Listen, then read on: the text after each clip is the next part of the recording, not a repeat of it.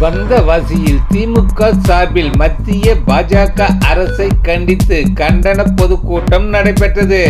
திருவண்ணாமலை மாவட்டம் வந்தவாசியில் திருவண்ணாமலை வடக்கு மாவட்ட திராவிட முன்னேற்ற கழக சார்பில் தமிழ்நாட்டை வஞ்சிக்கும் மோடி அரசுக்கு எதிரான கண்டன பொதுக்கூட்டம் சட்டமன்ற உறுப்பினர் எஸ். அம்பேத்குமார் தலைமையில் நடைபெற்றது.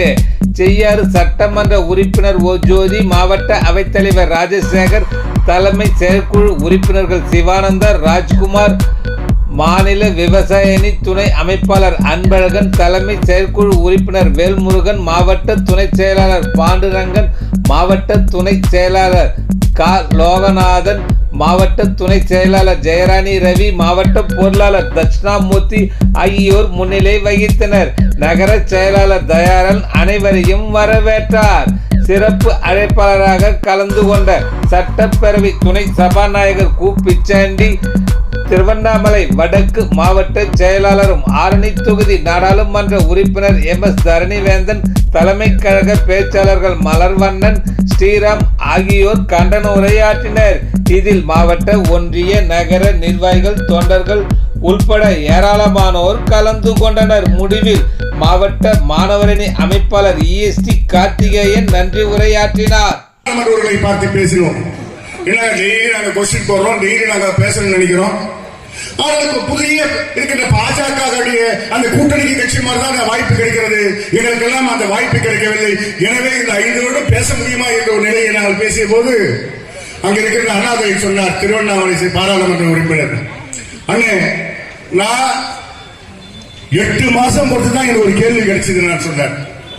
அவர் பாராளுமன்ற உறுப்பினராக 8 மாசம் பொறுத்துதான் எனக்கு ஒரு வாய்ப்பு கிடைச்சதுன்னா இன்னும் 1 வருஷம் கம்முன்னு இருந்தார் சொன்னார். ஆனால் வாக்களித்த மக்கள் எங்க தமிழகத்திலே திராவிட முன்னேற்ற கழகத்துக்கு வாக்களித்த மக்கள் நாம் கொள்கைகளை பேசியாக வேண்டும். இங்கே பேருந்து ரயிலை விட வேண்டும், ஏழை மக்கள் பயன்படுத்த 100 நாளை உயர்த்தி தர வேண்டும் என்ற கோரிக்கை எல்லாம் வைத்து பேசிய போது எனக்கு அந்த வாய்ப்பு கிடைக்கவில்லை.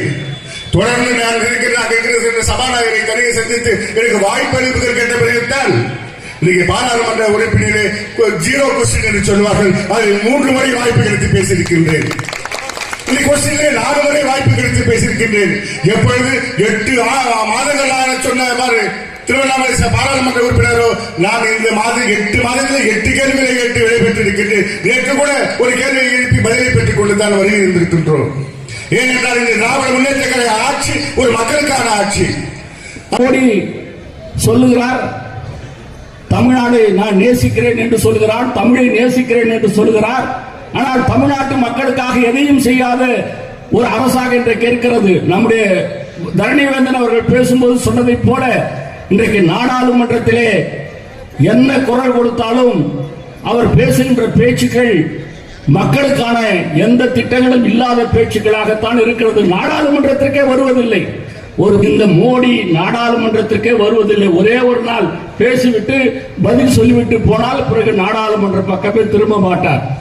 ஆக அப்படிப்பட்டவர் இன்றைக்கு இங்கே தரணிவேந்தன் சொன்னது போல நாடாளுமன்றத்தில் இன்றைக்கு எதிர்கட்சி எல்லாம் ஒருங்கிணைந்து ஸ்தம்பிக்க வைத்திருக்கிறோம் என்றால் ராகுல் காந்தி தலைமையிலே அது நடைபெற்றிருக்கிறது என்றால் இந்த 40 எம்பிகள் நம் பகுதியில் இருந்து போனதன் காரணமாகத்தான் அந்த பலம் இன்றைக்கு எதிர்கட்சிக்கு அங்கே கிடைத்திருக்கிறது என்பது நீங்கள் மயிலம் தொகுதியினுடைய சட்டமன்ற உறுப்பினர் செந்தில்குமார் என்று ஒரு பாட்டாளி மக்கள் கட்சியை சேர்ந்தவர்.